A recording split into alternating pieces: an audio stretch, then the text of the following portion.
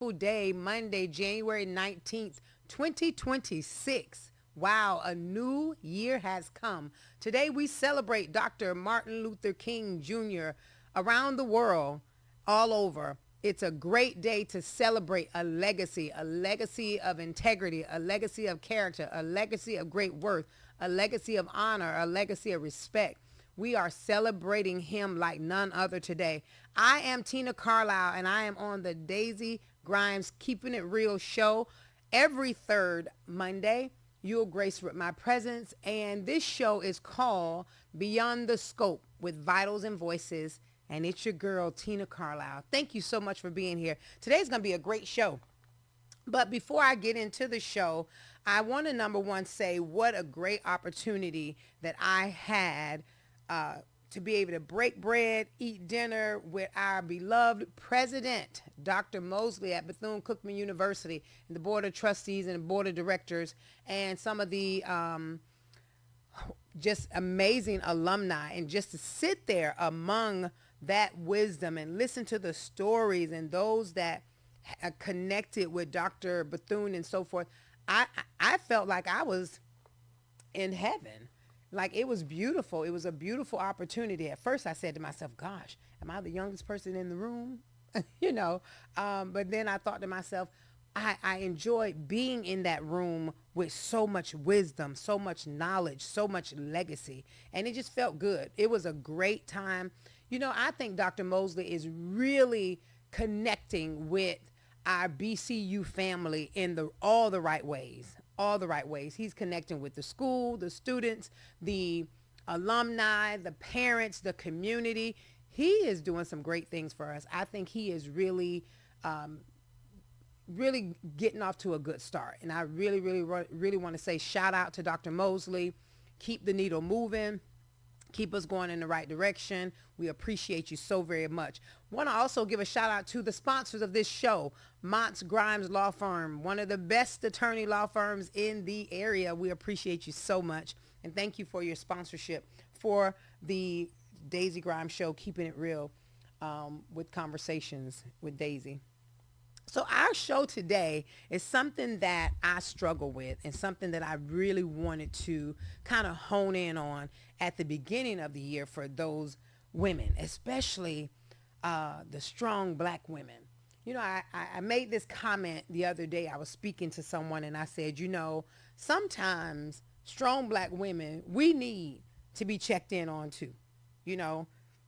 I have always been that person, and my friends even laugh at me and my family. I've always been that person that always wanted to check in on people, always wanted to make sure people were good, everything was going swell. So today's show is called The Weight We Carry. Is the strong black woman syndrome making us sick? Now, I will tell you this. The strong black woman is not necessarily a syndrome. I made that up, but it sounds good to me. So I'm going to say this.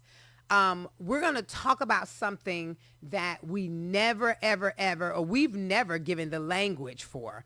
But we live it, and we've been living it our entire lives, especially those of us that are that strong black woman that carry the torch. Okay.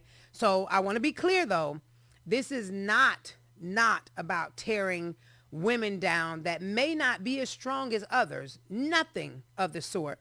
We are talking about the weight we carry. Is the strong black woman syndrome making us sick? And, I will say this, as a strong black woman myself, I often ask myself, is my strength a requirement, or is it my choice? And I'm starting to learn as I age that it's half and half. My strength as a black woman is required, but it's also a choice. It's required in so many different ways, and I'm going to get to it in this segment, okay? When did holding everything together become our default setting? I wonder how many women are asking themselves that right now. And more importantly, is it costing us our health? Is it costing us our peace? Is it costing us something other than just, is it costing our lives, as a matter of fact? All right. So for the next hour, I'm going to talk to you about this because this is so vitally important. And again, like I said, my disclaimer, this is not to tear down those women that may feel like they're not as strong as their mothers or their aunts or their best friends or whatever the case may be. This segment, as always, is to help someone. We want to promote health, prevent disease to the best of our ability. And one thing I will tell you from experience is trying to be a strong black woman, it could kill you. It could definitely cause certain illnesses and different things like that. So you have to be, mindful and cognizant of that. Okay. The strong black woman syndrome, it's not a medical diagnosis. Okay. But it is definitely a lived experience. I can contest to that. Okay. It's the unspoken expectations that black women must be emotionally unbreakable. Wow. Emotionally unbreakable.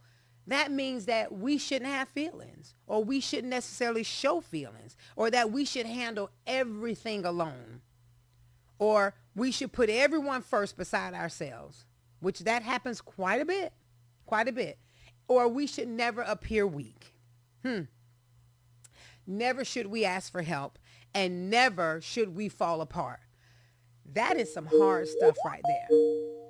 To say that we should never fall apart, we should never ask for help, we should never appear to be weak, that is difficult. That is difficult. We got a caller on the line.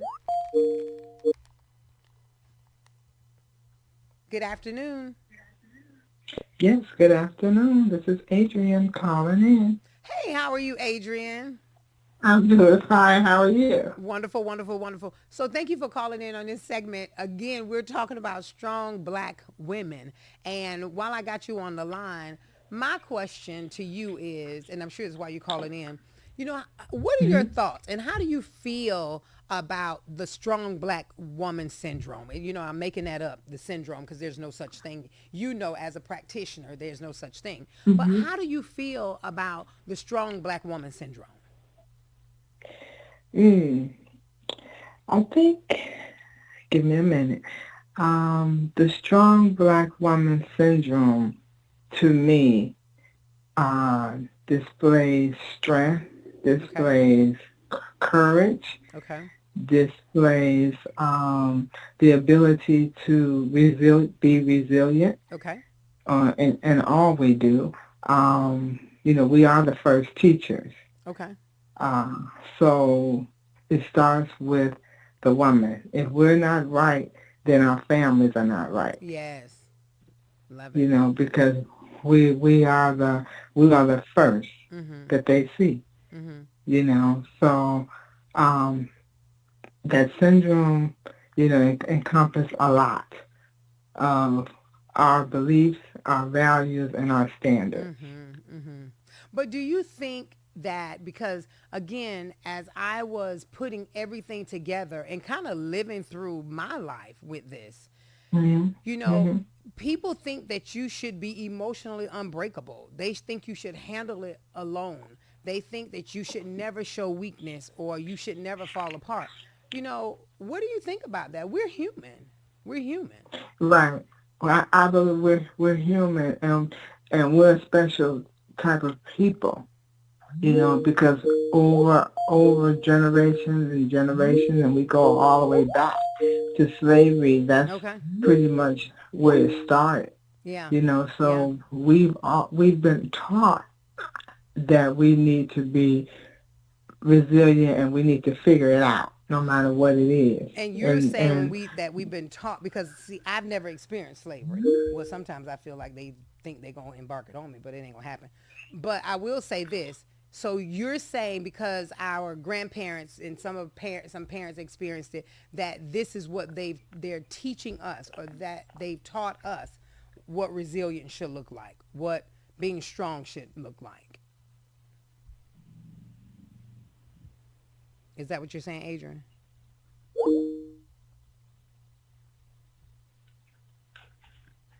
Adrian, can you hear me? I think I might have lost her, but that's okay. We're gonna go back. Huh? I got another caller. Okay, got another call on the line. I think we got cut off. Oh, we This got is cut off. Adrian. So Yeah. basically, what I was saying was because you made a comment and said this is what we were taught because of dealing with slavery times and being resilient and so forth. I've never experienced slavery days, but so I'm assuming you're saying that we were taught this by our parents. I mean, I definitely was taught to be Cor- strong by my Sure. grandmother. I had a child. I got pregnant at 14, had my son at 15, and I do recall my grandmother saying to me, you know, you have to make sure 100% you get it and you get it right. Um, we just dropped the call, but I'm sure she'll call back or we'll get another call on the line. So I'm going to keep going because I got a lot that I do want to cover. All right. Um, let's talk about what it sound. I got another call. Okay. Another call on the line. Hello, Hello. Who am I speaking to? my name is Mary. How are Hi, you? Mary. How are Hi, you? dear. So thank you so much for Thank you. calling in. We are talking about women, strong black women, the strong black women syndrome. So what are your thoughts?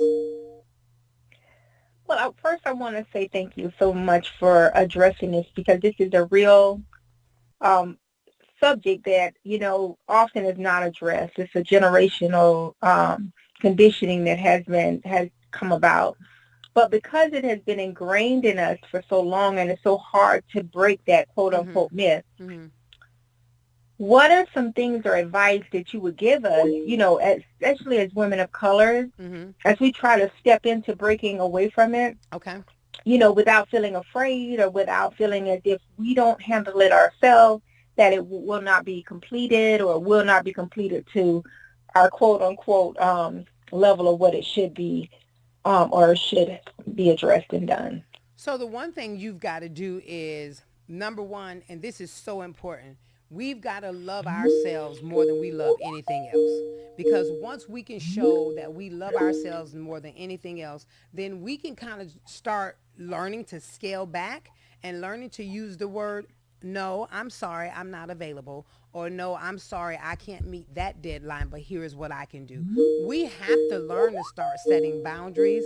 We have to start not allowing people to think that we're emotionally unbreakable because we are. We're human, And then we have to take out of our heads the I got it. Sometimes it's a I'll little be fine. challenging, with You know. especially as women of color. Sometimes it's a little challenging because we take on so much and we try to commit to making sure that everyone around us is taken care of. Well, then that's where Um, you end up getting yourself sick, and I'm going to talk about that later in the show, because at the end of the day, when we don't know how to say no, when we don't know how to scale back, when we don't know how to let go of the I got it all together. I'm not going to fall apart. I can't appear weak. I don't need anybody's help. That's where we start messing with our vital signs and our then we start having high blood pressure, eating disorders, which I'm going to get into a little bit later in the show. But, the key thing is you got to learn to say no. You got to learn to set right, boundaries. You got to learn to be mindful and watchful. And we can't necessarily do what our mothers did because they lived in a right, different time than what we live in right now. right, you know and at the end of the day, when people are putting all these limitations on us or expecting for us to do this, that, and the other, and we're trying to be resilient and go beyond the cord, we've got to learn that if you're not there to do it and something happens to you, somebody else is going to step in your shoes. And that's right, what we have to sometimes tell ourselves. right, It's okay for me to give boundaries to people. It's okay for me to tell people, no, I'm sorry, not at this time. I can't do that. Or no, I can't do it today, but I can do it on Friday. That's okay to do that right. because how much is it going to change if you don't do that? That's true. Well, thank you so You know, much for sometimes we calling don't in. think of it that way. We always think we can handle it all. I know, right? Well, thank you so much for calling in. We've got callers coming in left and right, and we want to try to address all our callers. So thank you so much, Mayor, for calling in. We've got another caller on the line. This is Adrian. We got cut off. Were you Hey. finished with me? Well, yes. Well, you finished with your questions uh, because we've got callers coming uh, in. So I thank you so much. But here's one thing I do want to say to you, Adrian. I know that you are a practitioner and a family woman and so forth. But we have to learn, and even in the workplace, because I've known you for a very long time, Adrian, you have to learn that it's okay to say no. You have to learn that it's okay to say not today, maybe tomorrow. Or can you ask correct. someone else to do it? Because otherwise, Yeah. then you feel the side of guilt. And, guilt can eat you up inside and out. Yeah. Okay. Yeah. And You're right. all that You're right. smiling through pain, we can't keep doing that. Hmm. We can't Right. keep doing No, that. we can't. And one last thing, we have to be more in tune to self care. Like Mm-hmm. you said, in addition to what you're saying, self care is Absolutely. so important. And we forget that. Absolutely. Because Absolutely. we tend to everybody else but us. And that's not just, I tell people all the time, because I hear women, oh, I need to go do my self-care day. Well, if your self-care day is just getting your nails and your toes done, then you don't know what self-care is all about, because Right. self-care Right. goes beyond my manicures and my pedicures. Self-care That's is my right. mind, Hmm. my body, my soul. It's the Right. entire me. It's not just Hmm. me getting Hmm. my nails done and my toes done. It's the fact that I've got to keep Correct. my mind focused. I've got to keep my mind Right. clear so I can think, Right. right? Right. Yes, that's right. That's right. Thank you so much, Adrian, for Hmm. calling in. You're welcome. Take Thank care. you, and you Uh-huh. all have a nice day. You too. Okay. So Bye what bye. does being emotionally, what does being a strong black woman sounds like, right? As strong black women, we so much, Terrence, say, I got it. I got this. I'll be fine. Oh, I'm okay. I can handle it. Other people got it worse than I have it. These are the kind of things that we find ourselves saying. And then next thing you know, it looks a little different for us as well, too. Not only does it sound like you got it all together, now it's starting to look a little different. It's showing up even when you're exhausted, okay? It's smiling through the pain. It's being the backbone of the families, the workplaces, and the communities. Being the therapist, being the provider, being the fixer, being the lover, being the wife, it's a lot. It's a whole lot. And we've got to learn that we can't be the Hercules of it all. Okay? We can't make sure that everything is going to happen by itself with us by itself, because it's just not. It's not. And we've got to learn this. I wanted to have this segment and to just talk about this because there's a lot just really just been weighing on my heart, and that's been weighing on me. Again, I've had a baby when I was young, so I became a mother at age 15, and I wanted to always be the best, do all, be all. And it's just a lot. I look at various committees that I'm a part of. I look at various things that weigh on my shoulder when it comes to family, relationships, friends, all of that.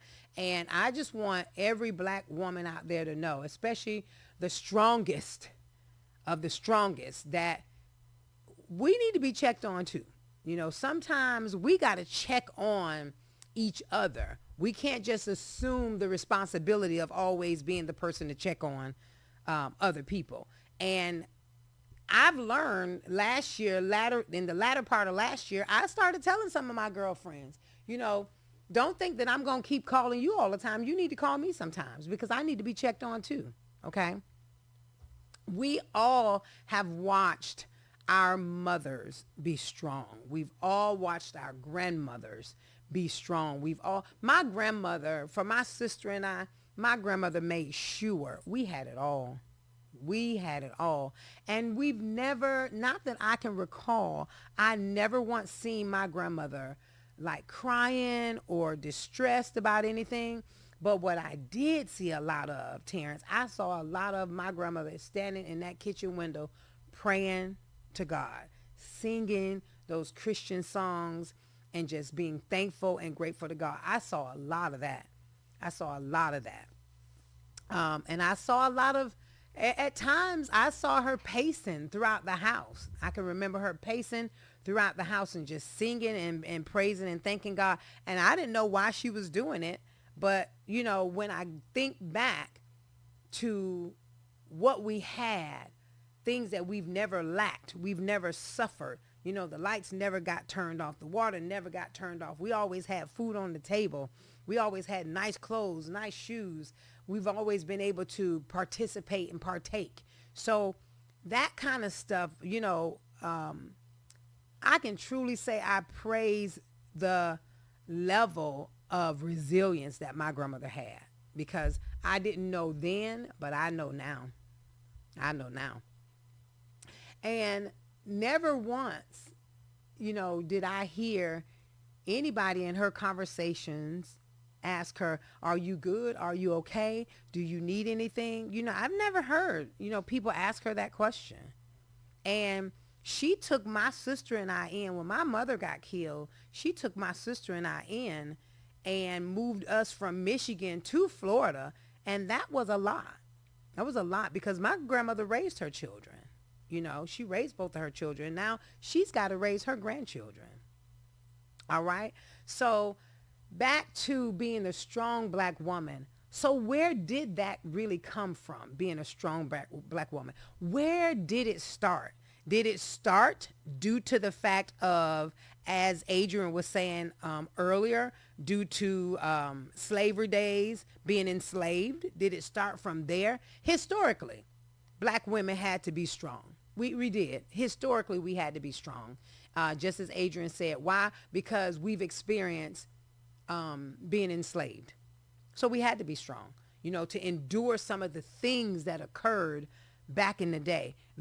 I remember one day I was listening to my cousin Carmen, and Carmen is, you know, in her early 60s, and she was sharing some things with me that she encountered as a black woman going to school right here in the Volusia County area, you know, with being bullied and people treating her like she was a slave and couldn't be included and so forth.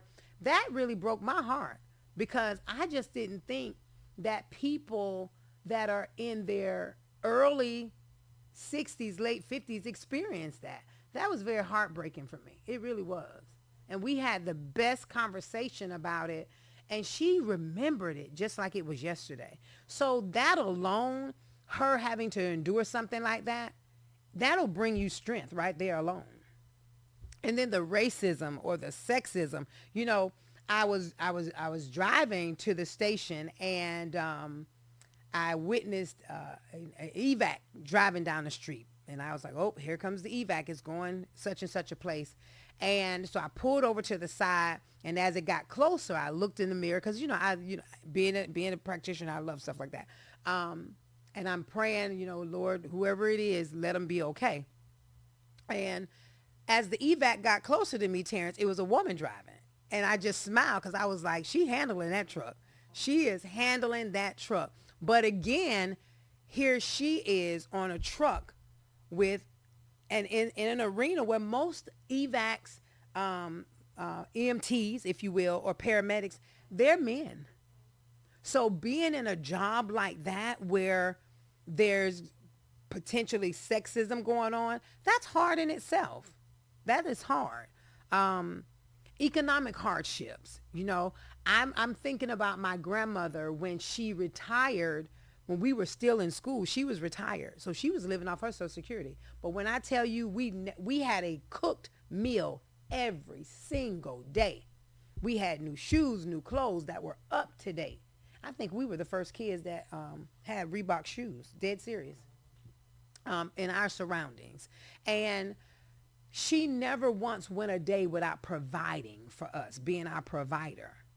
But there's so many people that suffer through economic hardship, you know. And when you're suffering through that economic hardship, believe it or not, that'll cause you to be strong. That'll cause you never to lay. When people got to suffer through economic hardship and still walk the straight and narrow and do nothing wrong to keep one foot in front of the other, that's hard. That's a strong black woman doing that.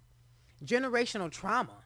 You know, we've got people that are living with so many traumas, sexual abuse, child abuse, just so many, the death of a loved one. You know, my trauma was losing my mom so young. You know, I was 7 years old when my mom was shot, 8 years old when she died. That's trauma. That was the first sight of trauma I had ever experienced in life. And it wasn't until I was well in my 30s that I realized that was the first sight of trauma I had ever experienced. And it also made me realize that that piece of trauma in my life was one of the main reasons why I'm as strong as I am. And, you know, sometimes people seem to get our strength mixed up as cockiness, but it's not. It's strength because we've had to endure so much. And hats off to any woman of any race that have had to endure trauma and be strong. But I'm talking specifically today about the strong and the strength of a black woman, because we've endured a whole lot. Okay. Our parents and people around us, it's like they've given us no room to be frail or fragile. No room to be frail or fragile. And that right there will cause your heart to palpitate. Like that in general will cause you to have some palpitation. Okay. Some of us felt that we had really no safety net. You know, when my grandmother was living, my grandmother passed away in 2010. And honestly, when she passed away, I really felt like my safety net was lost. It was gone. It was gone. She was my space that I could go to and fall apart. She was my space of safety. She was my space where I felt comfortable. And when I lost that, it was like my whole world fell apart. Okay. As a strong black woman, our emotions were often ignored and dismissed, especially in the workplace. Our pain was normalized. Look at us. We give birth to human beings. And how many times has a woman given birth to a human being, and maybe potentially the nurse, the labor and delivery nurse or the doctor, she's screaming out in pain and she's trying to bear it and endure it, and they're not even really recognizing or thinking that, listen, she may need some pain medication because this is something to bear here. To give birth to a full baby, and especially those that's giving birth to the 10-pounders. Oh, Jesus. I just saw something on the news the other day of a lady giving birth to a 13-pound baby. My God, naturally. My Jesus, I could never imagine. Could you ever imagine, Terrence, a man giving birth? I can't imagine it. I love my husband dearly, but I swear, if he gets a cold, he's like a baby. You know, we've endured so much. And somewhere along the line, society took our survival kit. And they took our survival kit skills and turned them into stereotypes. Right? And those stereotypes that they turned them into were words such as being unbreakable or independent or sassy. Now, that's what I would say the black community kind of did to us. And y'all forgive me, but I'm just keeping it real today. But because I was living in corporate America for so many years, my strength became, she's too aggressive. But it was my strength. It was my confidence. It was my faith, right? It was the force of me having to be strong. The force. Oh my gosh. The extraction, it's the strength without rest is not empowerment. That's the extraction. My goodness. And too often the world benefits from our strength while we pay the price. And that's the truth. Think about it. The world benefits from our strength while we pay the price. And a good example of that is this. If I'm sitting up there busting my butt to build your company, to build your legacy, but yet and still, now I'm dealing with stress, I'm dealing with heartaches, I'm dealing with headaches, I'm dealing with high blood pressure, I'm dealing with heart disease, I'm dealing with chronic pain, possibly depression. That's the weight of me building somebody else's legacy. That's somebody else. Because think about what's going to happen. If something was to happen to me, what are they going to do? They might come to my funeral. They might donate some flowers or a little bit of money to the family. But the next day, they got to go back to work. I just became the past. I just became the past. This is why it's so important, ladies. We got to take care of ourselves. We got to take care of our bodies, because here are some things that can show up while we're trying to be strong women.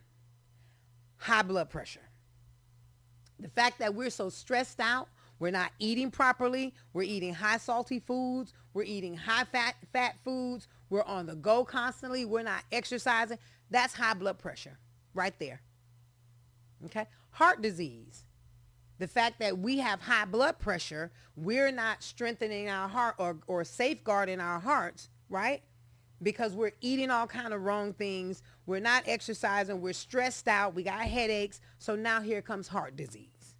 Here comes clogged arteries from eating the fried foods, because I got to run through McDonald's, or I got to run and get a fried fish sandwich, or I got to, eat barbecue and all kind of things like that. It's unhealthy.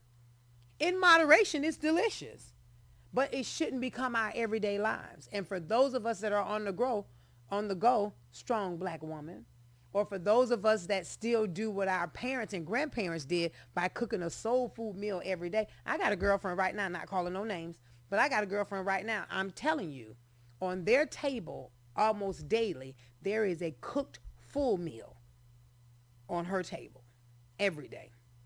And that says a lot. But I want to say to her so bad, and I have, we need to scale back from all the rice and the beans and the macaroni and cheese and all that, the fatty soul foods that you're eating every day. It's good that you can put that on the table every day. But let's kind of alter those menus and let's start putting some healthier items on the table, okay? Some more things that we tend to forget about that's making us sick. And let's talk about this. Because trauma doesn't just live in our mindsets, it also lives in our nervous system. Okay, it's throughout our whole body, but it also lives in our nervous system.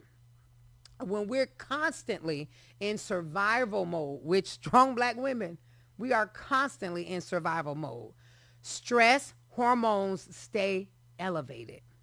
Cortisol levels stay elevated.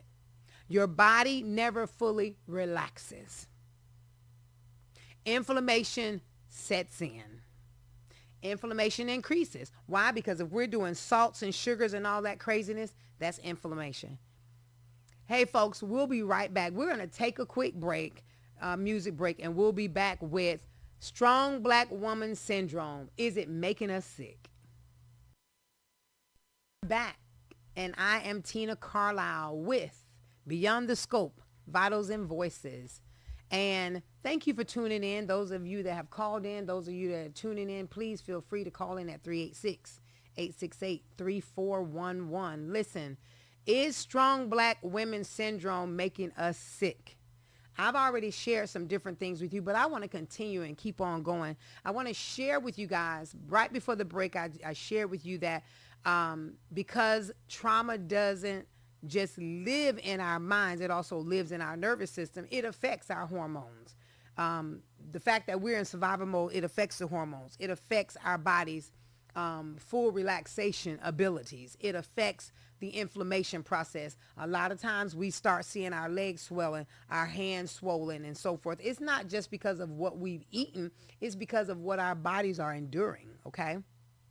And now let's get to how stress or being that strong black woman, how it shows up in our bodies. It shows up as high blood pressure, heart disease, autoimmune disorders, chronic pain, anxiety and depression, insomnia, digestive issues such as GERD, irritable bowel syndrome. Now, I'm not even going to get into the mental health part of it. But when it comes to mental health, this is where we have nervous breakdowns. Because if you, as a strong black woman, don't get you some help, or don't take a break, or sometimes learn to say N-O, then mentally you are going to break down. You are going to break down. So stop delaying sitting on the couch if you need to. There's nothing wrong with that. There's nothing wrong with you sitting talking to a therapist. Okay? Stop allowing people to make you feel guilty. Okay? And if you need help, ask for help. I just told one of my goddaughters this in regards to an event that she did. I said, let me tell you something. There is nothing wrong with asking for help. And there's nothing wrong with asking for help with the people that you have within your circle. I am so grateful and I'm so blessed to have a circle that my circle, we uplift each other. We support each other.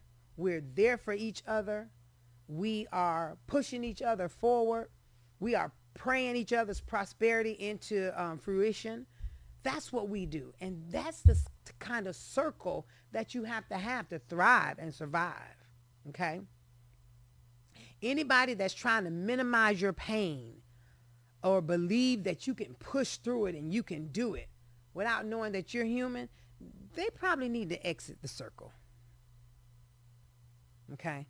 And let's stop waiting until we are completely burned out and we cannot physically or mentally do it anymore before we learn to slow down. We've got to learn to slow down. We've got to learn to take a deep breath. And we got to learn to say no. Okay? A lot of times, and I hear my pastor say this. I hear Bishop say this a lot. Bishop will say, I'm tired. I'm worn out. Because you just go. We can't keep doing that. We can't keep just going without resting. We must allow our bodies to rest. When you get sleepy, your body's telling you, listen, I'm tired. Go to bed. When you start having a headache, your body's telling you, I'm just working too much. I'm thinking too much. Okay? Especially if you have those tension headaches and those migraine headaches, your body is telling you a whole lot. Your body's telling you, you're working me overtime. If your heart is racing, your respiratory, your breathing is labor, your body's telling you, I'm tired. I'm overloaded. I'm about to explode. And we have to learn when to pull back, when to say no. Emotionally, what does being a strong black woman cost us emotionally? Strong black woman syndrome doesn't just make us tired. It makes us lonely. Okay? Because when someone sees you as a strong black woman, no one checks in on you. No one asks you how you're doing. No one expects for you to need support. And after a while, you stop asking. Because a strong black woman don't want to ask for help. They don't want to be felt like as though they were weak. Okay? But we got to learn to do that thing. We got to learn to ask for help. You become emotionally isolated. That'll lead to resentment, believe it or not. Okay? Or sometimes you become emotionally numb to a lot of stuff. And you have difficulties with receiving love or difficulties with receiving gifts. I'm the type of person that I don't look for people to do anything for me. I really don't. But a girlfriend convicted me and she said, let me tell you something.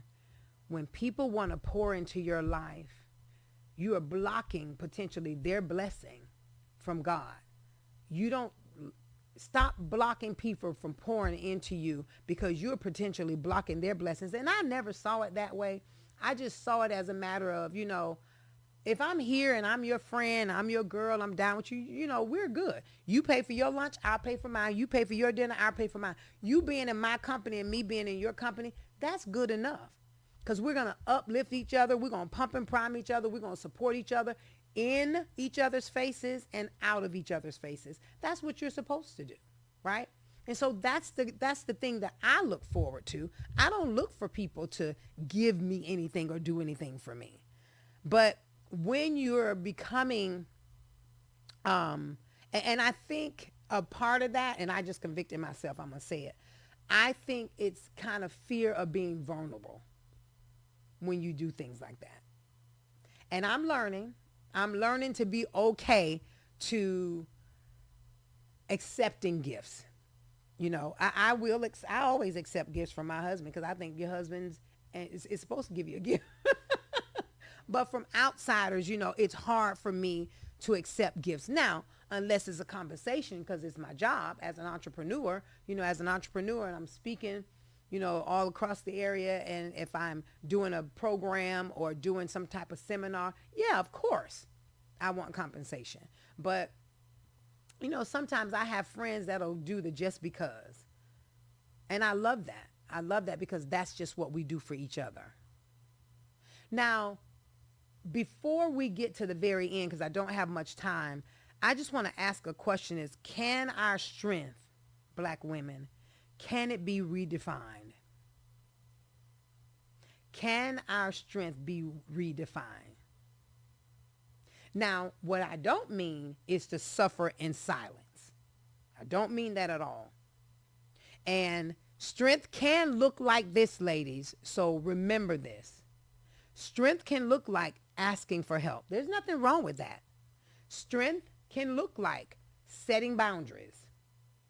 As I said to Mary earlier, strength can look like saying no without guilt. I do it. I've learned that thing. I've learned to say no more if I cannot. Strength can look like going to therapy. Strength can look like taking a rest even if you feel like you didn't earn it. Just take a break. Take a break. Letting someone else carry the load for once. You never ever, if you're in a circle or if you're in a setting that you got to prove your worth through struggle, it ain't worth it. Walk away. Walk away. Walk away. You are not too weak for wanting ease, for wanting peace, for wanting calm. You are not selfish for choosing yourself.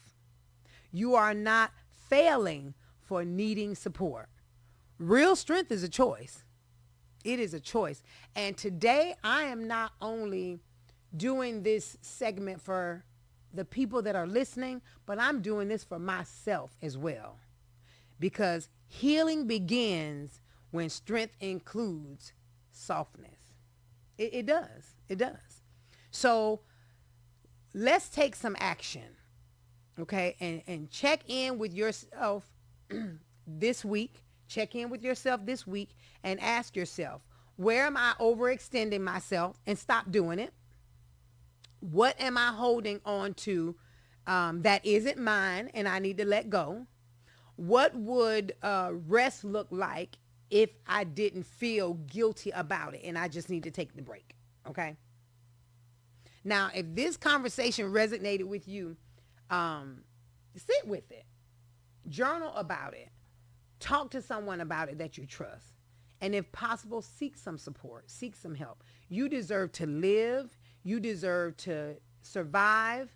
You deserve to thrive more so than just surviving. Okay.